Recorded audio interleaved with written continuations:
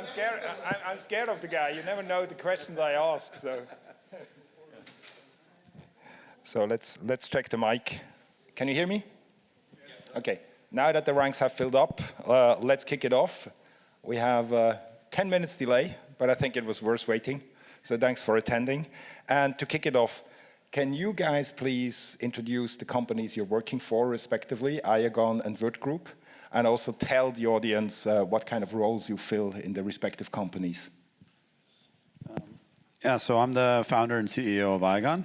So what we do is a shared storage and compute economy, kind of like an Airbnb for storage and compute, where we connect idle resources with users that require them. And we've been working at it since 2017.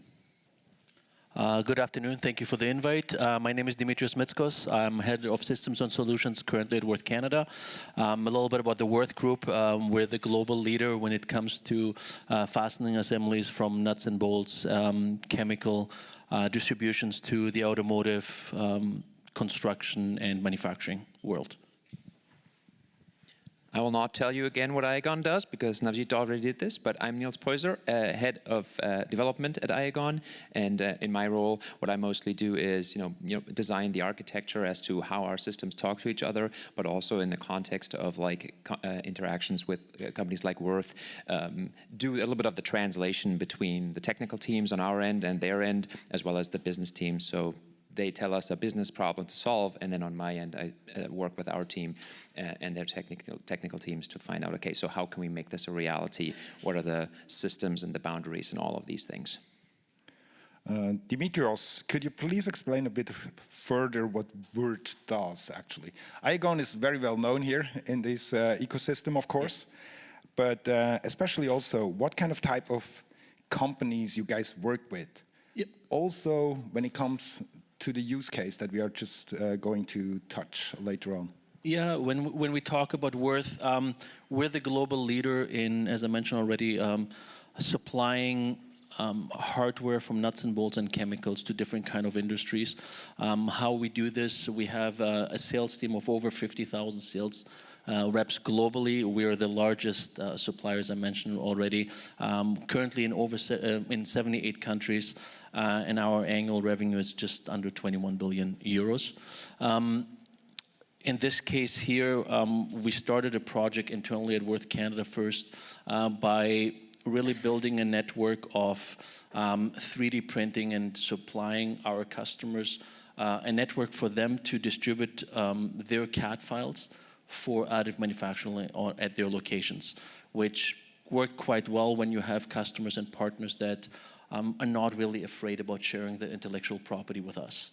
But what happens when these OEMs that don't even share within their own organization CAD files, intellectual property with other departments, and now you're going to come to us and say, well, no, I don't even share it to my best friend. I'm going to give it to you now. And this is where the initial request from our previous head of IT, Richard Kippen, started. Reached out to Navjit and Iagon to see what we can do. And it has been almost a 2-year project when we started talking about it. It's a project now for a year that we're actually super excited to move forward with. Fantastic. Thank you very much. And Navjit, still, let's come back to Iagon. Could you explain how Iagon is positioning itself for enterprise use and also the advantages of your technology for those enterprises? Yeah, so what we're focusing a lot on is the compliance side of it. So first of all, we protected our technology with a patent in 2018. We saw that there was a lot of copycats, a lot of similar technologies out there that were doing something similar. So in order to invest the time and effort that we started with Iagon, we wanted to make sure that the IP was protected first and foremost. And GDPR became relevant in 2018, very prominent. And a lot of projects that built before that, like Filecoin, Siacoin, all these, kind of had to build backwards because now the compliance came out and they have to kind of destroy their architecture, which they already implemented, was already kind of expensive. So with Iagon, we've been focusing a lot on geolocation of data, sharding, encryption, but most importantly, kind of making sure that the user has sovereign control of their files and making sure that, when they actually distribute the files, that they are the data processor, they are the data control, and that there's no middleman controlling those files. The full control goes back to the user. And through that, I guess, message, we've been able to attract some enterprise attention, with Würth Group being one, Hamburg Wolfsbank being another, and also we're in talks with a Fortune 50 company as well. So there are quite a few enterprises that have interest in this type of solution. Impressive, thank you. Now that we know who we are and what we do, let's jump into the use case. Can you provide a general overview over the collaboration between Würth and Iagon and what kind of solution you're developing together? Sure, I'll let Dimitrios speak on his side, and for me, what we're doing with Würth Group is, I explained it in the panel earlier today, is trying to monetize IP for 3D parts. And as Dimitrios said, that there's a problem with trust with vendors that work with them. And there's multitude of car manufacturers that work with them, big clients, that have IP security issues they don't want to be sharing to them. So through encrypted storage and through using blockchain technology, we can actually limit the number of prints and actually prove that the prints were done, and also actually make auditable trail or traceable trail of what's happened. And we can do an automatic distribution of royalties. I explained it in a very high level, but there are great examples. Maybe Dimitrios can go into a little bit more about the partnership. Yeah, first, foremost, it's one thing to have a partnership through internet, through emails, through Teams, but I think also the last week or this week, spending also time with the Iagon team, goes deeper with this, right? We're working with people. We're not working only with kind of that whatever technology it might be out there. For us, the use case is very important because just in Germany alone, we're sending about over 30,000 shipments per day, on average around 8 or 9 different products per shipment.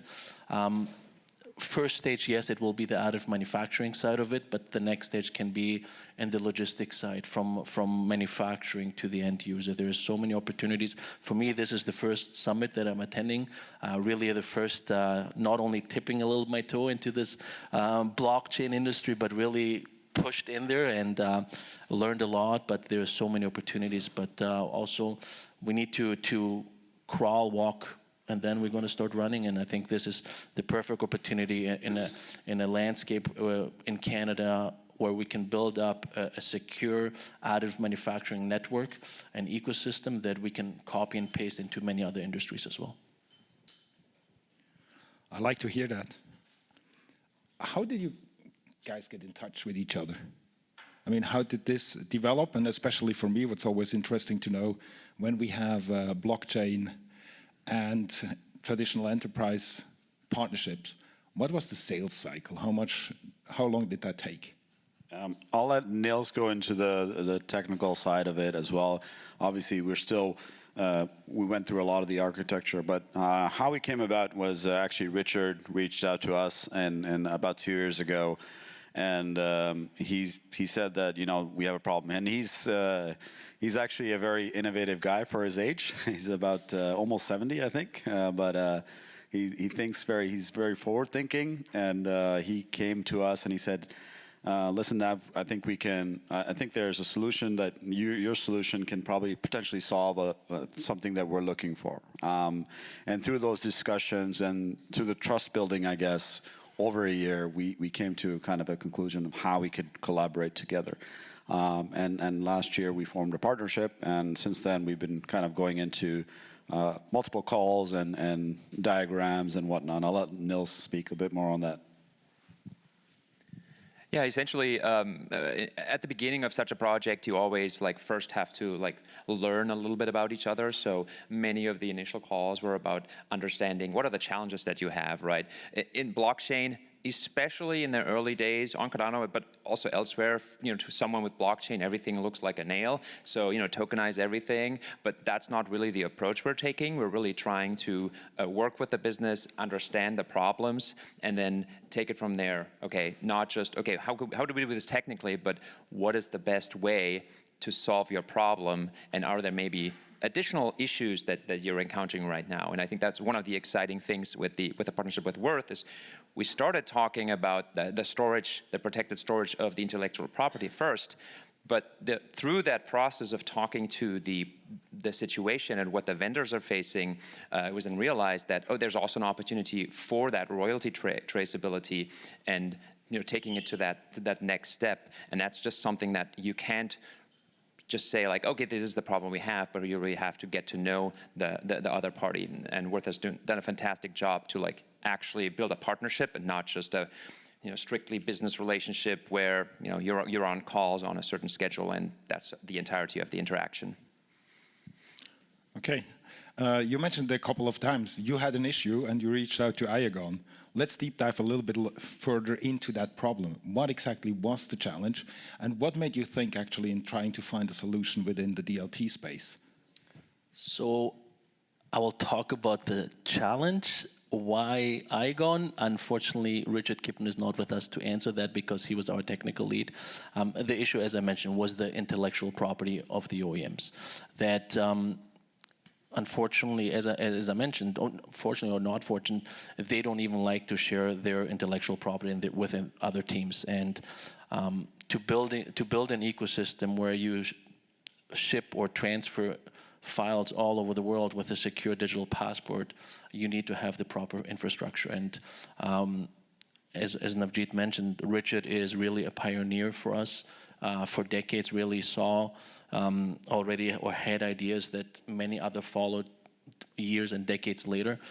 It was really, for me, I'm on the business side really dealing with our customers, and I trust Richard on these things 100% on what the right path was really to partner up. And meeting also the guys this week, being here this week, just puts another stamp on this, that this is actually the right decision for us. Nice, thank you very much. And we were talking about the solution and the platform. How does this platform fit into the Würth's product stack in general?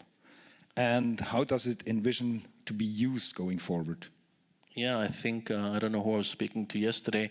If you go a few years back, there was companies that were renting out video cassettes, and then Netflix came. There was CDs and iTunes came. We are shipping 30,000 boxes in Germany right now. Hopefully in 5 to 7 years, we'll be shipping 30,000 files a day to our customers, and really staying ahead of our competition, staying ahead and going with the industry. Of course, it's going to be still a long journey because we are here right now. I'm here right now talking on behalf of the Würth Group. I also need to make sure that in the future I'll bring our partners with this. I need to make sure as how Navjit and Niels took me on the hand and show me what the way is, how we're going to do it, that I will also have this with our customers. So yes, there's still a long way ahead of us, but it will fit in so many different ways, and I thank you for the dong. But yeah, like there's so many things that we really believe 100% that this is the right fit. How big of a challenge do you see that, actually convincing your partners to adopt the technology and the solution? Proof of concept. Realistically, more and more OEMs are going that path. As a matter of fact, last week we had our first innovation day at Würth Canada, where many of our OEMs visited us from the automotive industry, aerospace, trucking industry, where partners were coming to us with their parts that are failing, that are asking us now to scan, reverse engineer, and build a digital library for them because they don't have the resources, they don't have the capabilities. So this was another stamp for us really to validate again one more time that this is the right approach that we're taking. Thank you very much.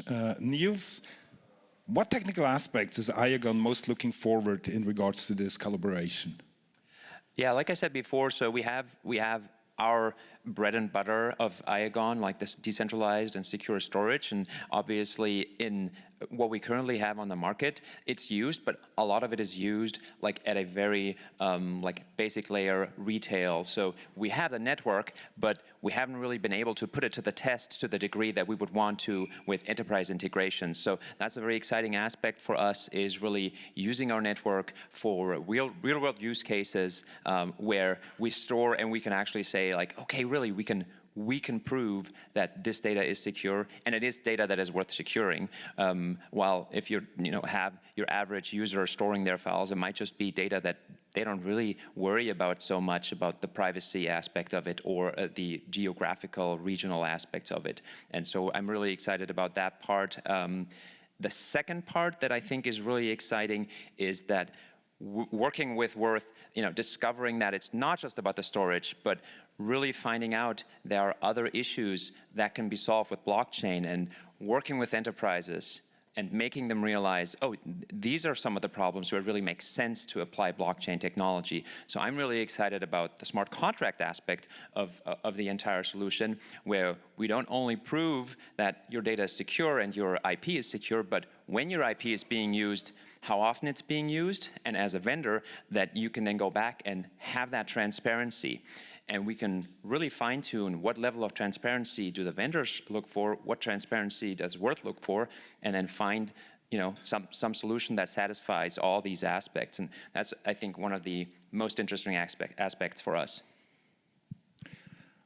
You mentioned it, adoption. Let's go a little bit deeper into that. How serviceable is the 3D market expected to be? Can you put some numbers or estimations behind it from the Würth Group perspective?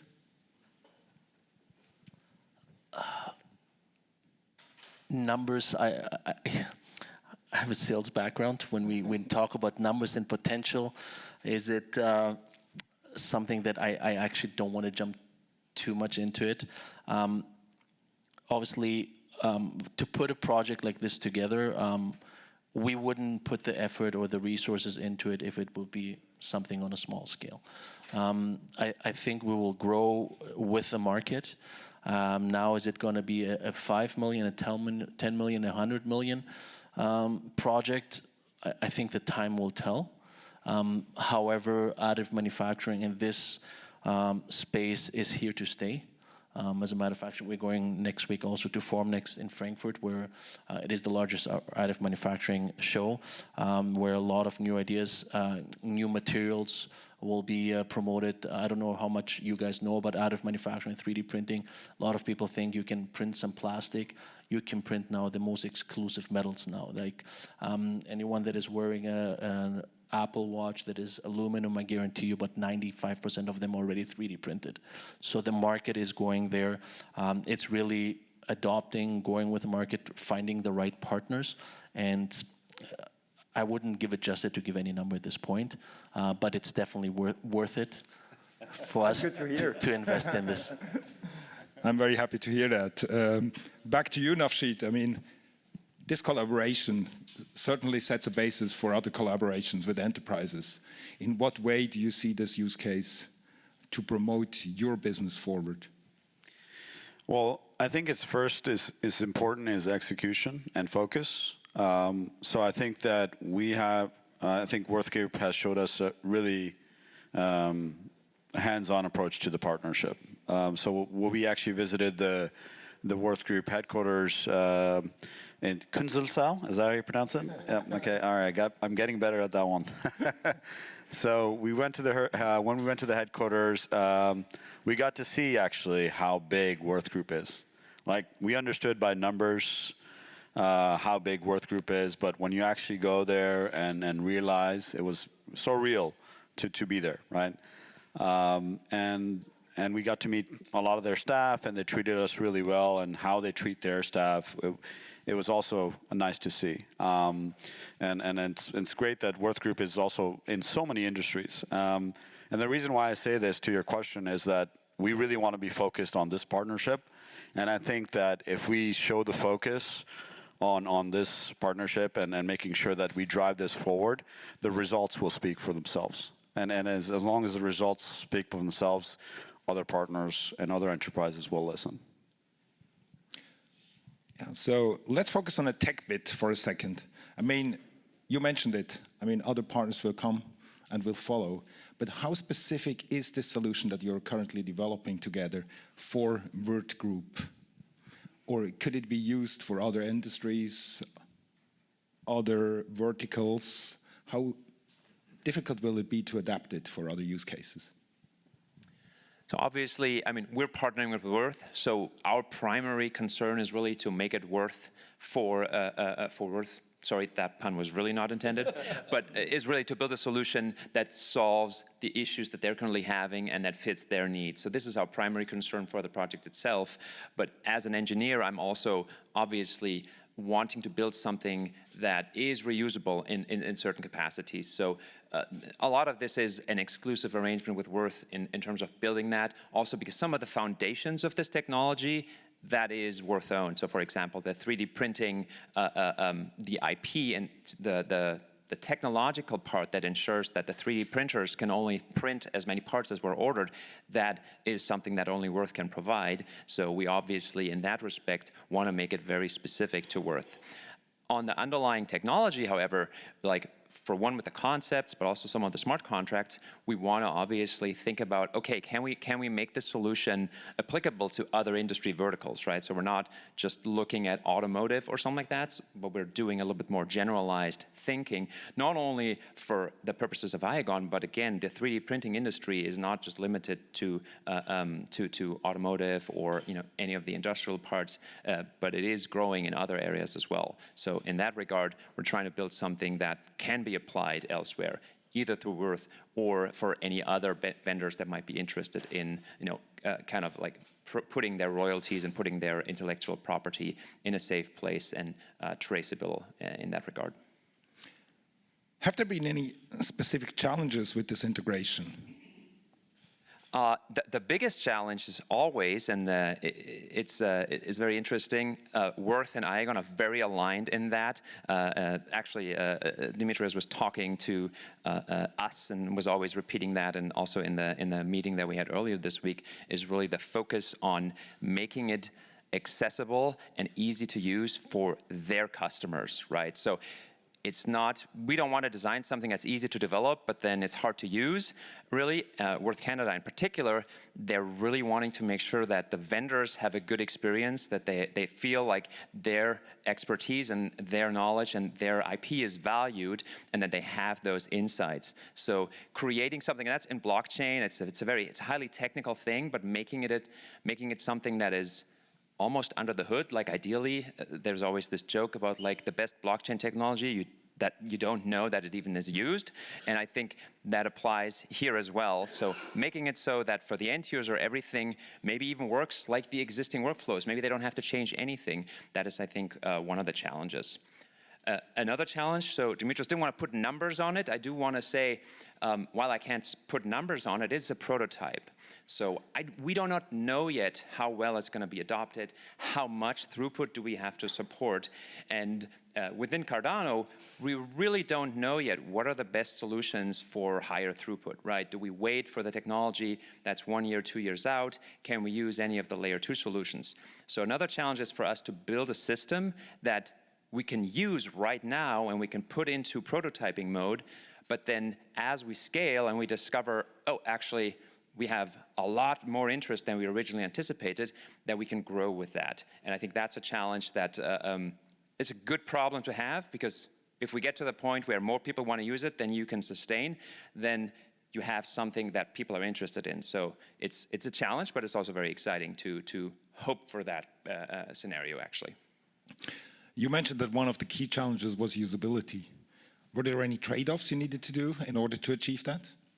Like there's always trade-offs, right? Like I said before, a general trade-off that you usually do is to balance user experience with, okay, if we make it easier for the end user to use or for integrations to build, that usually also means it's more work. So making it so that we can meet timelines and that we can integrate with the technology, I think that's one that I just mentioned.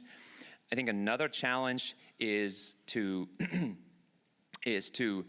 find all the different systems that are integrated, right? It's not just, oh, there's one piece and we connect to this one piece and everything is wonderful, but there's ERP systems in there, there's order systems that is there. And even within Würth, we're not just working with Würth directly, we're also working with a WAG, Würth Additive Group. So, and they have their own systems that are in this flow. So understanding what is even going on and then building solutions that, maybe are reusable, that's something that's of a challenge. It's very interesting or very exciting. I don't know if you want to go into that, Dimitrios, but that originally the solution that we were integrating with, it's called ORC Connect, and it was a solution that was specific to Würth Canada. And so we were expecting it to be very specific to this one group. And now it turns out actually it's going to be used much more wide within a wider variety of group businesses within Würth. I think like almost all of the countries will be using it. We're starting in Australia and Austria. ORC Connect is basically our digital inventory software for our customers for physical parts, but also full ePro solution where we integrate all of our vending machines, automated replenishment, built in Canada, and the group decided moving forward with it to now introduce it to Australia, Austria, but some other countries already waiting in the back end. So what we're building here, it will basically copy and paste them into other countries, not only Canada. Perfect, thank you very much. And I mean, we are sitting here in such an intimate space, so let me open the round for questions. Does anybody have questions to Dimitrios, Navjit, and Niels?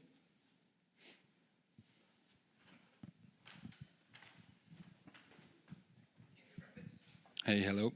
So, if I have us understand this correctly, this is now a super secure way for your customers to get the printing data right through to your machines. Do you also plan or already use to store other data on the blockchain, like quality checks, measurement results, or the whole supply chain history for your customers on the blockchain? Yeah, so we're going to be showcasing, we're not going to store it on the blockchain itself, all the data, but it's going to be verifiable on chain, meaning you can actually go through all the audit history and the security checks. Let's say if you do a 3D part print and we can verify that, okay, it was printed, the right material was used, and and so forth and so forth. If it was an error, we can also showcase that was an error and kind of another print was done. And we can also show how many prints were done and verify that. And the royalties will also be distributed and verified on chain, basically. The data will be available so that it's transparent for all the vendors that are involved. So, the vendors that work with Würth Group themselves, us, and whoever's involved in the whole process. Thank you.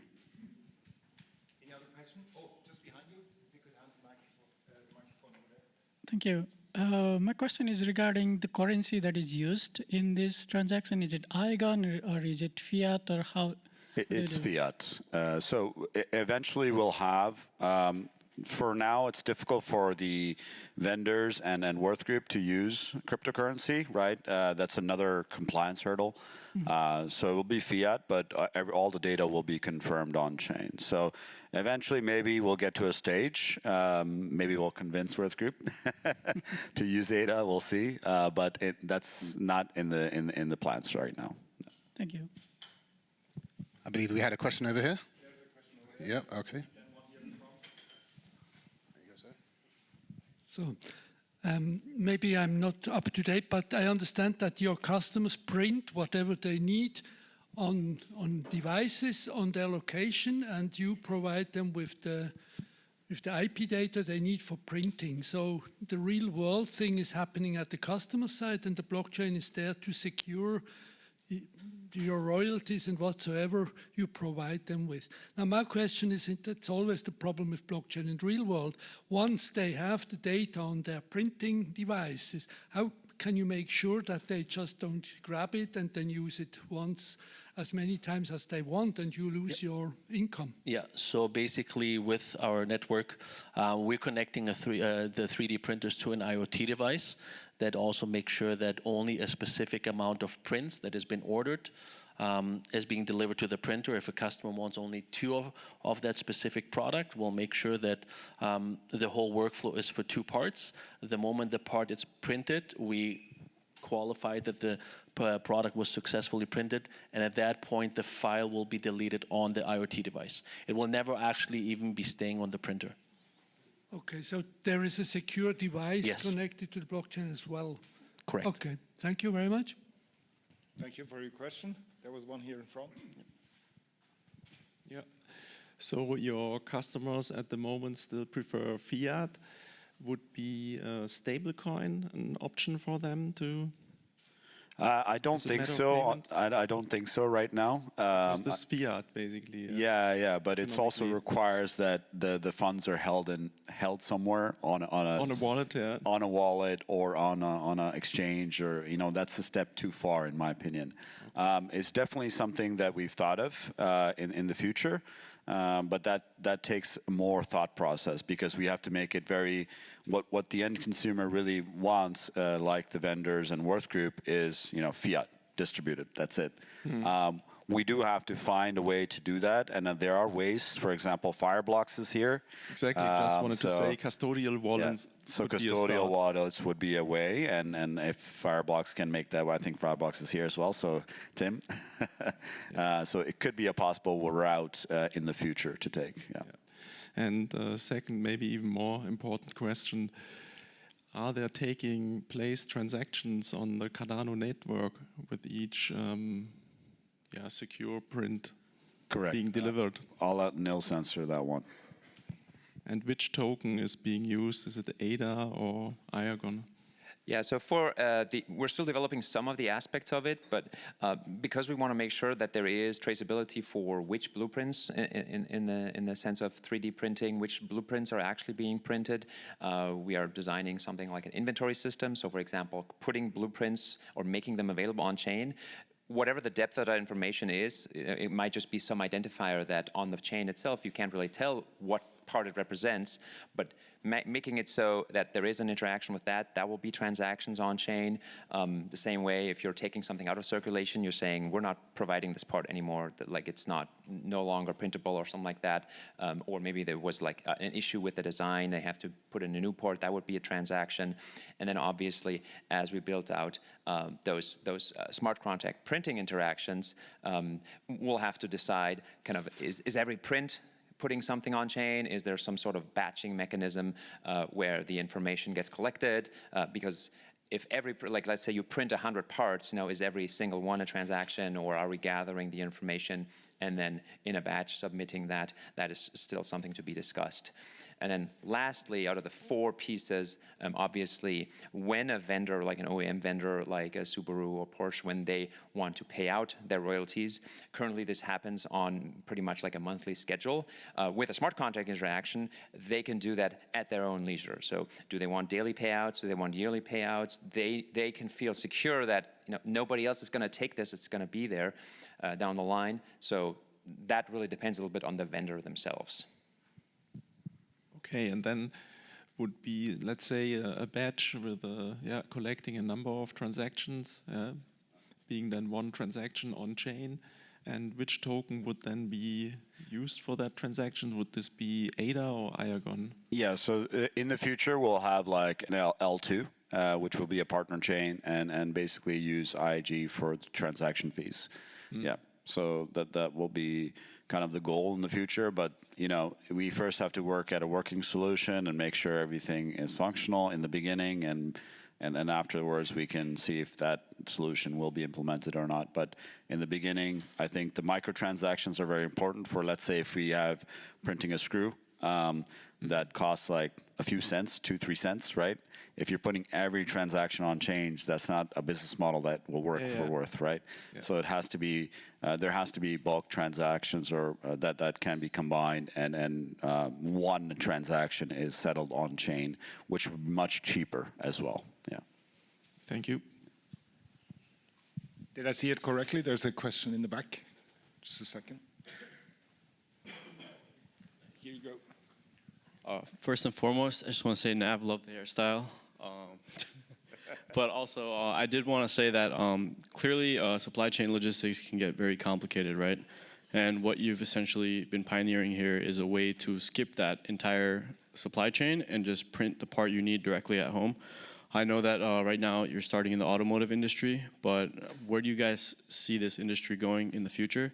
Me as a consumer of products that I might order on Amazon, let's say, right?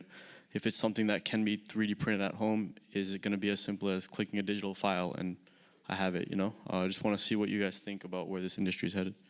I think we're online there, and with Würth Group, that it can be done in many industries. So automotive industry is just a start, but it's scalable, and there's also metal 3D printing coming into play, right, in the future, which can go into so many various industries. So it's very, very scalable for sure. But first we have to focus on this, and then make sure that that everything is done properly before we seek out the other industries. Any further questions? Yes. Thank you. I'm Tudor, and the question comes from Eastern Europe, from Moldova, which is now trying to integrate with Europe, and it's pretty much going well. And I was thinking if there might be an opportunity that we should know about of collaboration with this project or this partnership, as Moldova has been evolving very fast on the IT side, and we're very, very hungry to take over some bigger projects.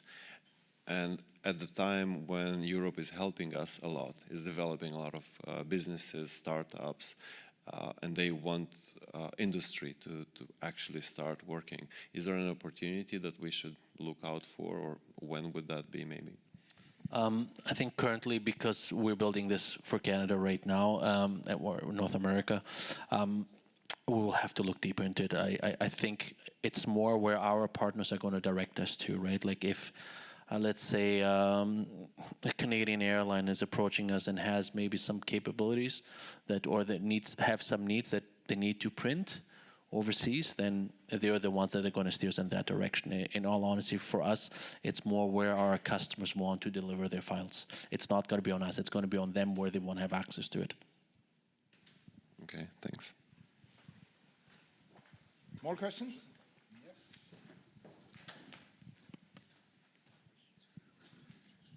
First of all, beautiful solution. Really love it on many aspects. And me coming from the automotive world, I've seen this firsthand, how much money is sunk into storage of parts in a dealership. There's millions of dollars on average. And sometimes you have to destroy the parts because you have never used them, so it's not sustainable even. So on many aspects, it's a beautiful solution. So congratulations. Now, have you, and maybe you're not comfortable to share this information, but there is definitely some ROI behind it, the old ways versus the new kind of approach. Have you calculated this? And if you have, obviously, what's the impact going forward?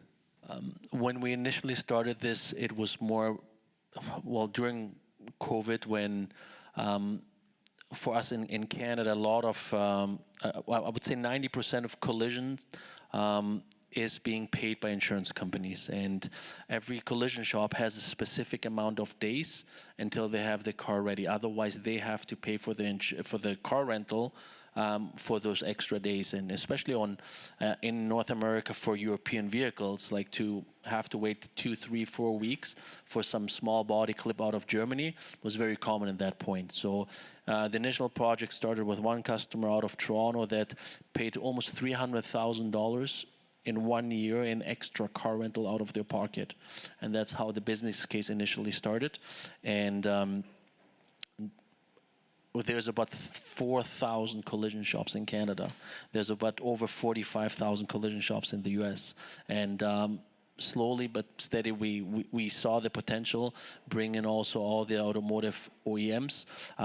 We in North America and in Canada, the Würth Group, we have partnerships with almost all of the automotive OEMs. It's not just like a transactional business. We have partnerships where we have agreements that we're their preferred suppliers, many times the exclusive supplier. So just adding one more added value to them, I think it's an extra benefit for our customer.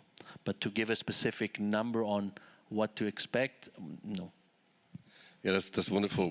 I have another question, because what's going to happen most likely is that you will develop a new industry of printers, because I don't see that every dealership, every body shop, every whatever bike shop will have their own set of printers.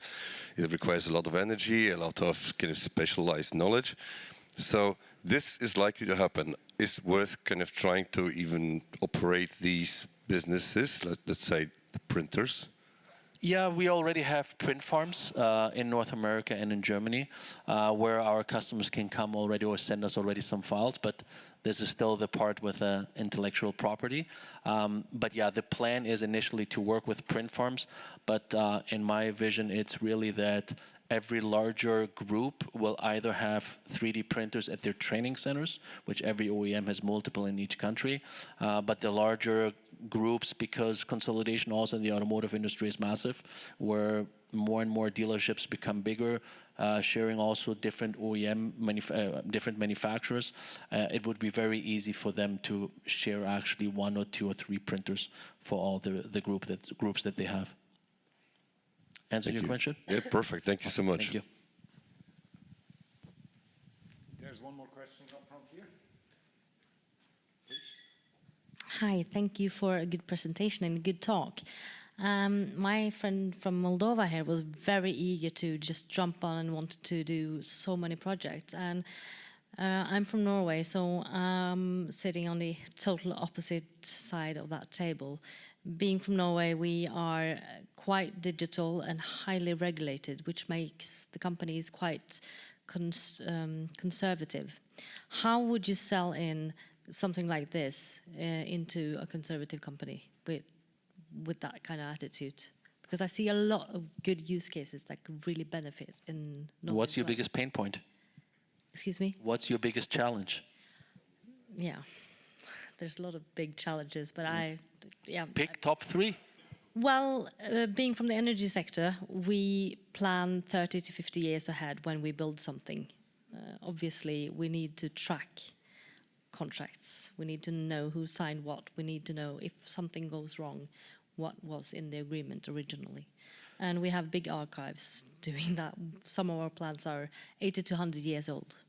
So with the Würth Group also, we use one subdivision that we have is Würth Electronics, which you mentioned earlier that we probably supply you in Norway. So I'm pretty sure as long as we have the proof of concept here, that we can make sure that anything that we provide on the electrical sector have the proper traceability from manufacturing to the end user. And this is where Navjit and the team is going to come in with smart contracts, with a proper chain of delivering all the information for you. How they will do it? That's more Nils' question. I mean, definitely we can have a discussion and talk more in detail on exactly what the pain points are in detail, so that we can discuss how we can solve those problems. But definitely it's solvable through smart contracts, depending on if you want to make it open and transparent for your company. Both yes and no. Yeah. Being Norwegian is a lot of confidential information. Yes. And some of it is public information that needs to be open. Yeah, I mean, distributed storage, encrypted storage can be part of the private information, and we do have blockchain to make data available open as well, so transparent. I don't know if Nils wants to say. I have something, but it's surprisingly not technical, and that is how we're going to do it. We're going to do it slow and steady, right? So we are building a solution, and that's why we keep repeating it's a prototype. We want to test it out. We want to make sure it works. It solves the actual problem. We don't want to stand and wave our flag and say like, we've got blockchain, industry, 3D printing. It's all cool and great. Like we want to make sure that Würth is successful, that the OEM vendors are successful. If we build it the way we envision it's going to work, then we start building trust. And we start building trust with Würth first and foremost, but through Würth we have, like Dimitrios said earlier, there's a large network of industrial, not just automotive, but like industrial partners. And if we can show them through Würth that these types of technologies are actually sustainable, they can solve these problems, that slowly builds that trust. And now they will like maybe approach us, and like always, I have asked Navjit the same question, like how do you, how do these projects, how do you reach out to them? And the surprising answer was they reach out to us. So we want to get to that point where we have something of value to offer, and they can cautiously approach us, say like, we've seen you work with Würth, and they work with Porsche. Maybe there is an opportunity here. Is it safe? But we can only say that with certainty if we have proven it. And so these types of prototypes are exactly that kind of situation, those pilot projects. Thank you. Any other questions? Oh, yeah. So I'm wondering, what's the role of the 3D printer manufacturer in this maybe future huge game? Because you, as I understand, you just put something between, but if this really is scaling up, I imagine that these 3D printing manufacturers are quite important here, aren't they? Yes, they're very important, and we're already partnered up with several 3D printing manufacturers. There's going to be another announcement coming next Tuesday on a big partnership that we're starting with another major 3D printing manufacturer. But what I see is, I got into the 3D printing about 4 or 5 years ago, and I saw something that I kind of relived again yesterday and today. When they started, or when 3D printing became more towards the industry and enterprise, it was like everyone was doing their own thing. Everyone thought they have a solution for everything on their own. And this is what I've noticed yesterday and today here as well. And until I think everyone, the community, the 3D printing gets together and here more information is being shared, then I think it's going to be easier. But for us, we're partnering up with 3D printer manufacturers. They don't have the resources to build a network, because not every 3D printer is for every industry. Not every 3D printing manufacturer has the capabilities to print different materials, and we are the ones that really can combine them with our devices, that we can put a network of different materials and different printers. And just on this level, how about the blockchain? Is this Cardano only, or is this also possible that there will be a multi-layer blockchain? Yeah, so we're talking about the L2, so the partner chain that we might build out for the microtransactions. So it will settle on Cardano. Cardano is currently the most decentralized blockchain, and we want to make sure when we're using enterprise solutions or onboarding enterprise solutions that we use a very secure chain. So all transactions will be settled on Cardano, but for microtransactions and for this use case, I think L2 is a better use case.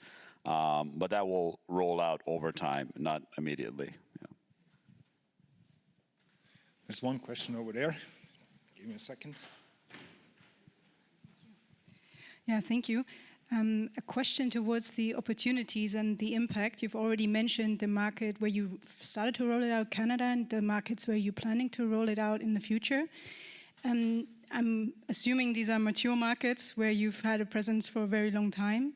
So I'm wondering whether the opportunity of this platform also could be the capacity to service more emerging destinations where maybe supply chains won't reach, well, in a sustainable manner or at all, and would be curious to hear your thoughts on that.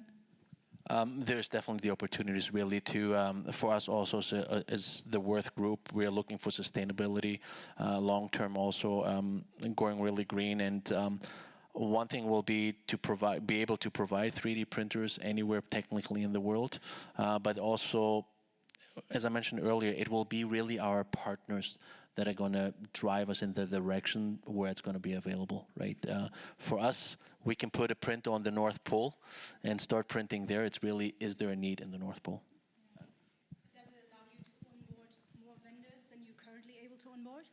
Yeah, so one just to add to Dimitrios, I was in Japan not so long ago, and just Toyota from South Africa actually approached us, and they have this problem of not having an accessible market and not having so many parts. So for me, at least from my point of view, that would be kind of a great use case for this kind of thing, where you can reach markets that aren't really accessible and don't have that many parts. But maybe one last question before we wrap it up. No question left. Perfect. So thank you very much, Navjit, Dimitrios, and Niels. Thank you very much.